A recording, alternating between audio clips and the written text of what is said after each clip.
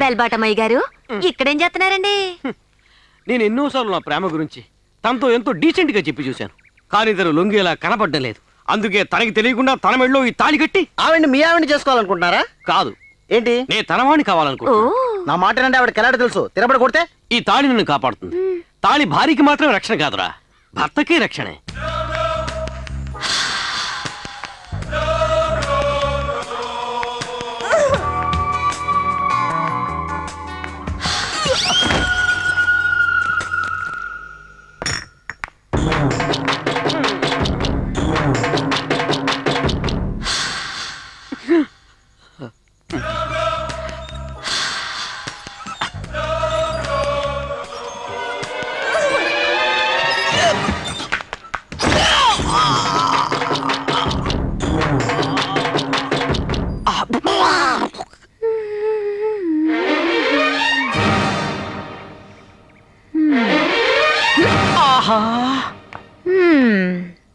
తాళి కట్టాలనుందా? నొప్పిగా ఉందా?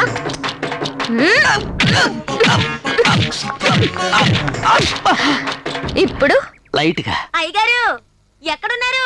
నన్ను కొట్టేవు కదా, నా లేబర్ వస్తుంది. ఏం జరుగుతుందో నువ్వు ఇప్పుడు చూడు. అలా రా దారికి. I like it. ఏం జరుగుతుందో చూడు.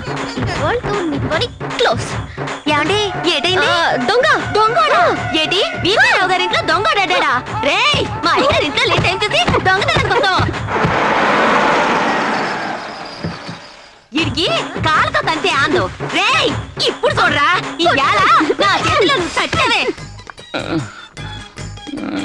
ఏమిటండి ఆరోగ్యం ఎలా ఉంటే తొందరపడి ఆసుపత్రి నుంచి వచ్చేసారేమిటి?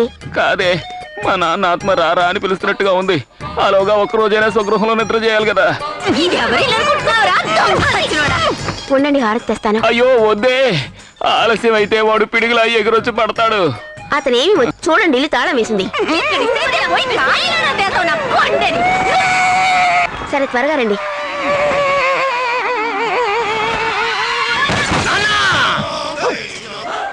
ఏమండి? అయ్యో నన్ను వదిలి వెళ్ళిపోయారా? చచ్చాడా? మా వారు నీకేం ద్రోహం చేశారు చెప్పరా? సొంత ఇంట్లో సుఖంగా ఉండాలని ఆశపడ్డారు, అది ఓర్చుకోలేకపోయావే. ఆయన్ని ఇంట్లోకి ఒక్క అడుగు కూడా పెట్టనివ్వకుండా అన్యాయంగా పట్టును పెట్టుకున్నావు కదరా. ఆయన కష్టపడి సంపాదించారే కానీ నీలాగా అక్కడి తగ్గి సంపాదించలేదురా. మనసు పాడైపోయి అర్జెంటుగా అడిగి పంతులు మనల్ని పుల్లి కాలంలో పోతే కట్రాయితో కబడ్డీ.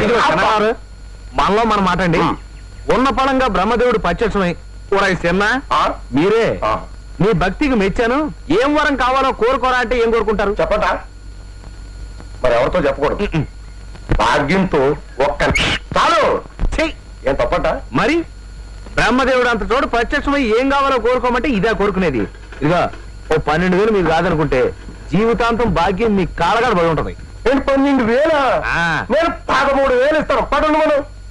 ఆ మాట మీద నిలబడాలి. ఇప్పుడే వస్తా. ఇదిగో భాగ్య గారు. ఏమిటి మళ్ళీ వచ్చావు? అబ్బా అది కాదండి, ఇందాక చిన్న విషయం చెప్పడం మర్చిపోయాను. నువ్వే విషయం చెప్పక్కర్లేదు, వెళ్ళు. అది కాదండి, నేను భక్త ప్రహ్లాద క్యాసెట్లు పెడుతున్నాను. అదేనండి మీరు ఎప్పుడు అడుగుతుంటారు. ఈ విషయం ఎవరితో చెప్పకండి.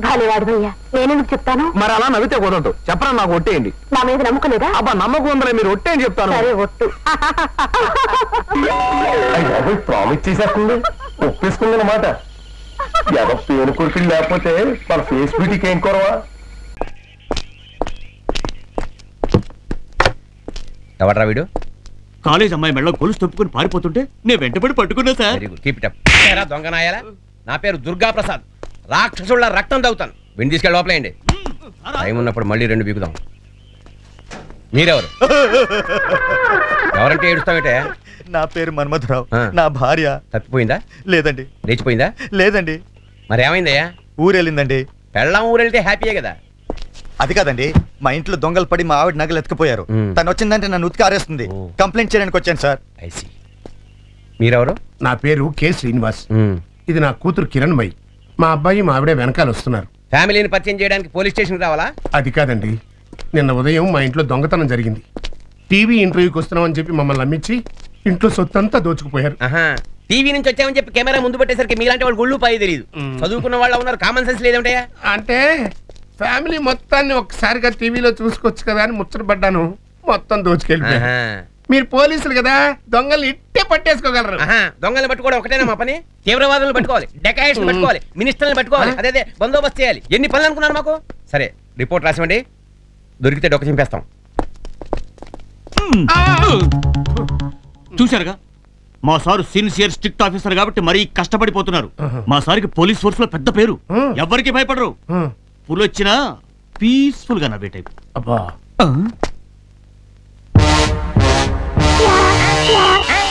ఎక్కడ్రా మీ సారు? లేడా? ఇప్పుడే మా సీఎం గారు ఇంటికి వెళ్ళారు. గుడ్ మార్నింగ్ మేడం, నేనే మీకు ఫోన్ చేసింది పద్మా నటరాజన్ గారు అబ్బాయిని. ఎందుకురా వీళ్ళని లాకప్ లో వేశారు? వీళ్ళు ముగ్గురు ఒకే బైక్ మీద ట్రావెల్ చేస్తుంటే సార్ చూసి అందుకని అరెస్ట్ చేస్తారా? ఏమనుకుంటున్నాడ్రా మీ సారు? వాడి అంతు చూస్తాను, వీడిని వదిలేయి. మేడం నా పేరు కూడా చెప్పండి మేడం. నువ్వేం చేసావు? ఆ అమ్మాయి మేడలో కొత్త చైన్ చూసి మోడల్ బాగుంది, మా సిస్టర్ కి చేయిద్దామని జస్ట్ నమూనాకి తీసానంతే, పట్టుకొని లోపలేసేసారు. మీ సార్కి పూర్తిగా మతిపోతుంది. సెంటిమెంట్స్ అటాచ్మెంట్స్ ఏం లేవు. వాడిని వదిలేయి. రాగానే ఇంటికి తొందరగా తగలడం మనం. ఆలస్యమైందో వాడి అంతు చూస్తాను. ఎవరండి ఇవిడ? కలెక్టర్ గారి భార్య, మినిస్టర్ గారి భార్య, చాలా పవర్ఫుల్ పర్సనాలిటీ. మా సిఐ గారి భార్య. మరి పుల్ వచ్చిన పీస్ఫుల్ గా నవ్వే టైప్ అన్నావు. సారు పుల్ అన్నారు కానీ పెళ్ళం వస్తే అనలేదుగా.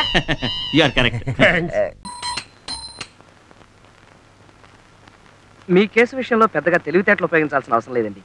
పైగా రెండో కంటికి తెలియకుండా రిజిస్టర్ మ్యారేజ్ చేసుకుంటేనో, మూడో కంటికి తెలియకుండా గుళ్ళో మ్యారేజ్ చేసుకుంటేనో ఆలోచించాలి కానీ. ఏం కృష్ణ? మరీ అలా తీసిపడేయకండి సార్. లక్షలతో వ్యవహారం. వాళ్ళ మామగారు రాక్షసులని చెప్తున్నారు. పైగా మనకు ప్రత్యర్థి బసవరాజు. ఏ బసవరాజుకి ఏమైనా కొమ్ములున్నాయా? పైగా వాళ్ళ మామగారు ఊరికే బెదిరిస్తున్నారంతే. ఏమంటారండి? మా వివాహం జరిగింది గుళ్ళోనే. తర్వాత రిజిస్టర్ కూడా చేయించాం. ఇంకే కేసు దూది పింజరా ఎగిరిపోయిందండి.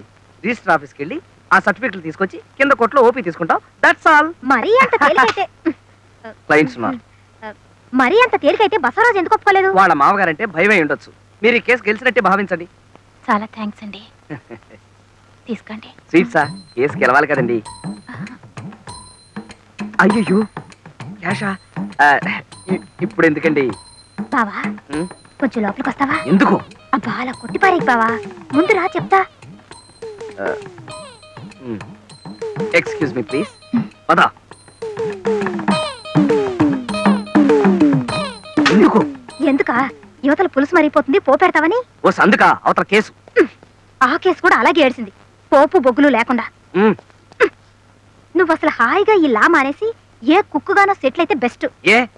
ఏంటి ఎవరి దగ్గర ఎంత ఫీజు గుంజాలో ఏం తెలీదు. ఏం మనిషివో. తీసుకుంటూనే ఉన్నాం కదంటే ఇంత ప్యాకెట్. తీసుకుంటున్నావు, ఇలాగే తీసుకుంటూ ఉండు. రేపు కేసు గెలిచిన తర్వాత ఫీజు కింద తవలపాకు, బళ్ళారక్క, పావలా బిళ్ళ చేతికి అందిస్తారు. ఏమిటో నువ్వు చెప్పేది నాకేం అర్థం కావట్లేదే. నా మాట కొంచెం వినుబావా. మనం గనక కేసు గెలిపించకపోతే ఆవిడ ఆస్తి మొత్తం వాళ్ళ మామగారు కొట్టేస్తాడు. అలాంటి ఆస్తిని మనం అడ్డం కొట్టి ఆవిడకి అప్పగిస్తున్నాం. అందులో కొంత పర్సెంట్ అడుగుదాం. నా ఎస్టిమేషన్ ప్రకారం అధమా పక్ష సుజాత గారి ఆస్తి ₹1,00,00,000 ఉంటుంది. అందులో ఓ 2% అడుగుదాం. 2% అంటే ఓ 20 రూపీసు. వెర్రి మొహమా, 2 లక్షలు. 2 లక్షలు?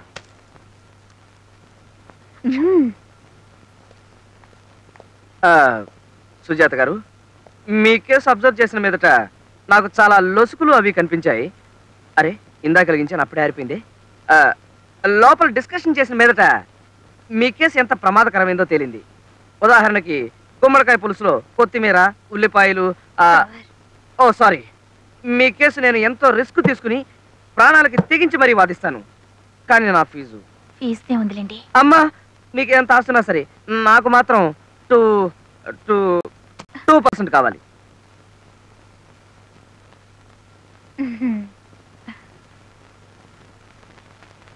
అలాగే.